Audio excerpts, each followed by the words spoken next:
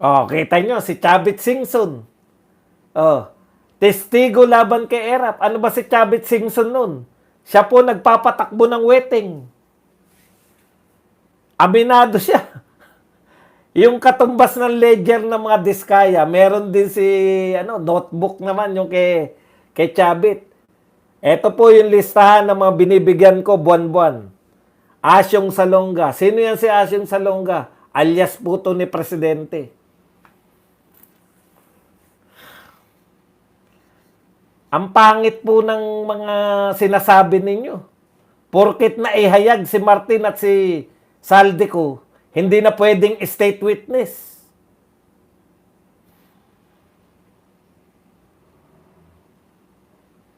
Boss Buds, kailan sinabi ni Magalong yung Al Capone? Ito po. Dito, pag ako lang nagsabi, talagang hindi sila maniniwala. Wala kaming tiwala sa'yo, Badong. Ha? Kailan yan? Okay. Ito po ay nasa balita po ng SMNI. Yan. Ngayon lang po. Titignan po natin. 1 hour ago. Yan. 1 hour ago dito po sa SMNI. Yan. Sinabi po ni Magalong. Okay na yan? Wala akong tiwala sa iba doon. Kailan niya sinabi? Pucha, nakasubaybay ako kay Magalong ha. Kailan niya sinabi yan? Parang duda ka. Hindi po, tinatawanan ko lang po. Alam niyo naman dito sa atin eh. Tama po yan. Dapat mapagsuri tayo sa source. Alam niyo po ba na marami nagpapadala sa akin na karamihan fake news? Hindi ko po pinapatulan. Kinakailangan sigurado ko. Sinabi ni Magalong na si Saldico ang mastermind. Opo, sinabi po ni Magalong na si Saldico ang isa sa mastermind. Hindi niya po siya yung mastermind. Isa sa mastermind. So may kasama pa siyang ibang mastermind. Okay. Paano boss kung may napatay ang paano kung mapatay ang mag-asawang Diskaya, boss? Ano kaya ang mangyayari? Hindi naman po ako manghuhula, kaya hindi ko po alam. Kaya lang, etong mga sinabi nila, kaya kinakailangan yung protektahan ngayon yung mga Diskaya. Dahil sino man ang tumira dyan, kayo yung mga tumututol na proteksyonan yung Diskaya, kayo ang unang dapat managot. Sabi ni BBM, wag daw maniwala sa mga Diskaya, boss. Kung ako tatanungin, Actually, hindi niya naman sinabi na wag maniwala sa mga Diskaya. Ganito po yung pagkakasabi ni Mr. President. Nagne-name dropping eh, 'di ba? Name dropping. Baka naman yung name drop nila, hindi naman talaga alam na name drop sila. Hindi po dinideny na outright na mali ang sinasabi ng Diskaya. Ganito po, no? Eto si Martin, name drop. Baka naman yun nang name drop, sabi ni So, naniniwala rin si Pangulong Marcos dun sa kwento ng Diskaya.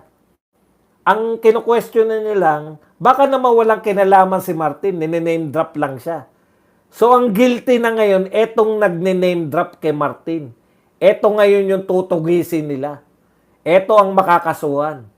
Na pwede, na eto talaga yung naniningil para kay Martin. Or, pwede rin naman, yung sinasabi ni Mr. President, na name drop niya lang si Martin, pero sa kanya mapupunta yung pera. Hindi na po natin alam kung ano pong nangyayari. Kaya nga kailangan nyo ng testigong katulad ni Diskaya para magtuloy.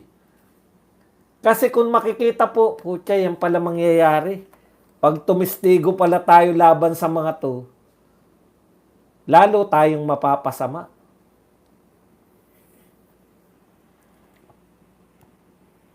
Okay. Boss Buds, dapat mag-isip ang mga senador na pumirma na maging SP si Tito Soto dahil sunod-sunurang kay Tambaloslos. Dapat palitan na rin agad nila. Boss Buds, kaya pala pakicheck mo ho. Ninong ni Maine at Arjo sa kasal sila Tito, Vic and Joey. Then pati si Martin Romualdez.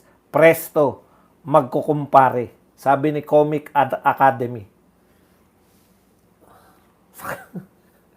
Sakit ng bato.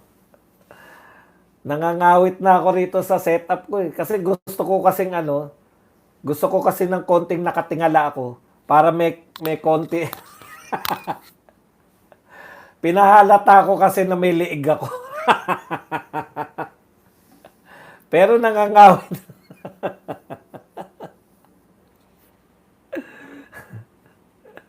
Hindi naman po sa pag-ano, no? Minsan parang sana nga may mangyari sa Diskaya, no? Para mapatunayan lang natin na palpak sila. Sila talaga sisisihin eh. 'Di ba? In-endorse ng ni Marcoleta.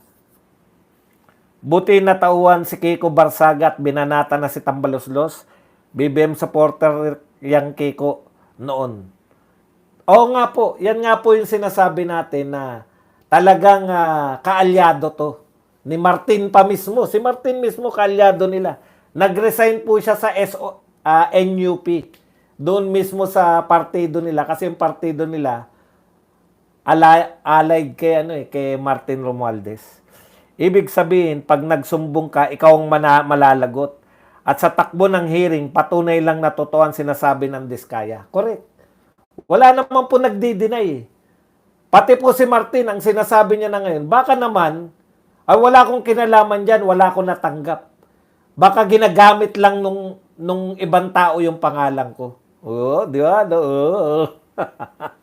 Alam nga naman, tanggapin mo direkta sa Diskaya. Yung ibang congressman nga, pinakukuha lang eh. Ikaw gusto mo may direkta, wala na yan. O, ngayon natin mapapatunayan yung mga nilalabas noon ni, natatandaan nyo, yung nilalabas ni, di ba? Walang kriminal na magpapapicture sa, alam nyo yun? Kriminal kami, magpapapicture kami sa mga presidente, di ba? Yan lang yung sinasabi ni Rizon Tiveros eh. Kaya involved si Duterte dahil may picture siya ni Alice Gomez. Pag kriminal ka po, hindi ka po nagpapapicture na para may patunay ka na, yan kriminal kaming pareho. Sa totoo lang, yung pondo ng flood control, ginamit yan nila Martin at Co. para makalagap ng pirma para sa impeachment ni BP. Kumbaga, premyo nila yon, di ba? Boss Bad, si Nino Barsaga kaya kailan na matatauhan? Hindi ko po makaya sagutin yan. Tanungin niyo si Nino. Paano matatauhan yung isang maligno? Tao nga, kaya nga tawag tao, matatauhan, tao. Pag maligno, hindi po na...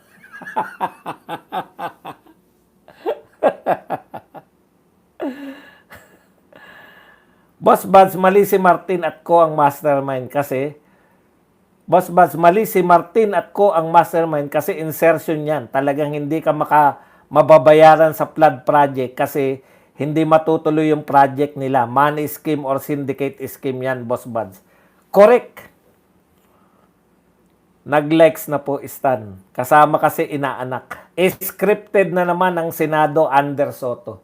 Alam nyo, ang ganda na ng tinatakbo, no? Kaya kung concern sa Senado to si Tito Soto, concern talaga kayo na magtiwala. Alam nyo ang mangyari ngayon? Anumang hakbang ni Lacson, nakabantay ang mga tao.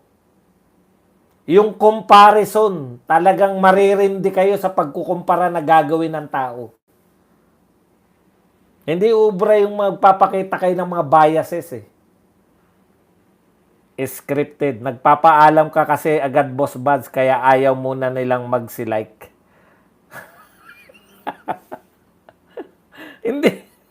Hindi naman, kinakailangan maka-isang oras may... Doc Buds, safe na ba si Arjo Cutie at Aide kasi ninong niya pala si Penguin at Tito Escalera na tuta pala ni House Speaker? Alam po ninyo, ang itanong nyo, safe ba si Tito Soto at si Speaker sa galit ng mga Pilipino? Yan ang dapat itanong. Bas ganyan talaga kapag bulaga ng minor mo at sa One Ball University ang major mo. Walang kwentang mga desisyon. Yang si Biko, dapat siya ang magbigay ng pangalan ng mga politiko na involved. Total, pinaparatangan niya ng mga sinungaling ang Diskaya. Ito ang problema, no? Nalalantad po sa atin kung anong uri na nilalang din to si Vico Soto. Pwede naman talagang hindi siya magnanakaw, no? Totoo naman. Ako naniniwala ko na hindi siya magnanakaw. Pwede rin naman na nagtatrabaho siya ng maayos, no? Pero yung masyado pa siyang yung inexperience dahil hindi naman sinabi ng Diskaya na wala silang na hindi sila nagpayaman eh. Sinabi ba nila hindi sila nagpayaman? In fact, sinasabi nga nila at hindi rin sinasabi ng mga Diskaya na wala silang ginagawang mali. Yung panunuhol, pagbibigay ng suhol, pagbibigay ng SOP, pagbibigay ng katkong o anumang tawag dyan ay masamang gawain. Oh. Yan yung problema, kaya hindi po pwede na ibaba sa 35 ang pagiging presidente. Lumalabas yung inexperience sa buhay. First time nila nakakita ng mga katulad ng Diskaya na kayang bumili ng media, kayang magbayad ng mga Julius Babaw, etc. Ayon din sa'yo, Vico Soto, first time niya lang yan eh. Nagugulat siya. No? At sa tingin niya, hindi po pwede itong pagtiwalaan dahil kalaban ko. Hindi nga, inexperience yan. Hindi ka pa. Samantalang yung mga Duterte, alam nila pasikot-sikot. Alam nila, titirahin ka pag ikaw ay matino. Oh, sige, game lang. Kaya ba ni Vico Soto yun? Nagkaroon siya ng first time ng kalaban na makwalta. Hindi na makalimutan, sinundan hanggang sa mga HOR. Para akusahan lang na sinungaling. Hindi ko naman sinasabing laging tapat yan. Pero may mahihita ka riyan. Sa mahusay, alam niyo po yung pagsisinungaling, mabubura po yan kung mahusay yung nagtatanong. Kaya niyang paikot-ikutin yung tao para magtapat. Hindi katulad nung ginagawa niya na nagkukunwaring mahusay si Luis Tro na alam niya ba nagsasalita si Luis Tro napapaganon din ako eh. Okay. Kaya yan po yun, yung mga inexperience ka pa sa pagdating sa pamumulitika. Oh. Hindi mo alam kung paano mag-deal sa mga terador. Alam niyo yun? Nalula siya eh. No? Buong akala kasi niya, maging matino lang ako, wala nang kukontra sa akin. That's inexperience. Nadulot ng, yan po ang dulot ng inexperience sa isang politiko. Ako po, nung naging leader, ganyan din ang pananaw ko eh. Wala lang akong gawin na walang kukontra sa akin. Hindi po. Yung naging leader ka lang, may kukontra na kagad sa'yo. Alam mo kung sino? O, diba? Kunwari, nabakante yung posisyon. No? Wala ka pang ginagawa. Kauupo mo pa lang. Meron na nakakontra sa'yo. Sino yung mga yun? Yung nakalaban mo at natalo mo para sa posisyon na yan. Nakakontra kagad sa'yo yan. Ikalawang kukontra sa'yo, wala ka pang ginagawa. Yung mga kaibigan na mga naghangad ng posisyon mo, sa'yo napunta. Hindi alam ni Vico Soto yan, kaya galit na galit siya. Matagal nang tapos ang eleksyon, natalo niya na yung mga Diskaya. Wala po akong pakialam sa mga Diskaya. Kaya ako nagkaroon ng pakialam dahil binulgar nila si Martin at saka si Saldico at iba pa. Malalaking tao. Sabi ko, delikado buhay ng mga to. Pero mga Diskaya, open din naman ako sa tinatanggap ni Julius Babaw. Biro lang kayo. Saan ko ba kukubrahin?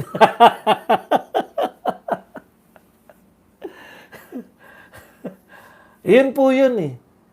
Malalaman mo lang yan pag naging leader ka na. Si Vico Soto, matinong tao, no? Nasyak siya. bakit may naninira sa akin? So, ang tawag niya na ngayon, sa naninira sa kanya, sinungaling at hindi dapat pagkatiwalaan. Di ba? Hindi naman po. No, pwede pong tapat yun. Sa akin po, inexperience. First time niyang maramdaman ito. Siguro noon, leader-leader na siya sa mga nung college pa lang siya. Nagle-leader-leader na siya sa mga estudyante. Hindi niya po, basta tapat lang siya sa buhay, wala siya na-encounter ng mga katulad ng mga diskaya eh. O kaya hindi po pwedeng ibaba sa 35 years old ang presidency. Kaya kasi kinakailangan mo may experience ka muna sa mundo. Sa mundo. Kulang pa siya sa experience sa mundo.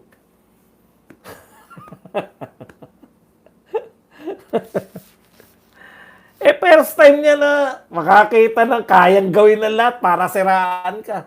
Hindi na nakalimot. Matagal nang tapos yung eleksyon. Mayo pa eleksyon eh. Hanggang ngayon, binabanatan niya. Setyembre na ngayon eh. Mayo, Hunyo, Hulyo, Agosto, Setyembre. 5 buwan after na nanalo ka. Landslide. Hindi mo pa rin makalimutan yung paninira sa'yo noon. Kasi nga, first time. There's always a first time. Di ba? Nalalantad yung inexperience. Hindi naman po natin sinasabi na mahina siya. Hindi po. Nalalantad po yung inexperience niya. Kaya wag nyo pong ipagpilitan na pantapat nyo kay BP Sara. Lalamunin ni BP Sara yan. Kaya niya ba yung ginagawa ni BP Sara? Kung saan-saan nanggagaling yung mga banat kay BP Sara, kaya niya lahat. Nakakapag-TikTok pa.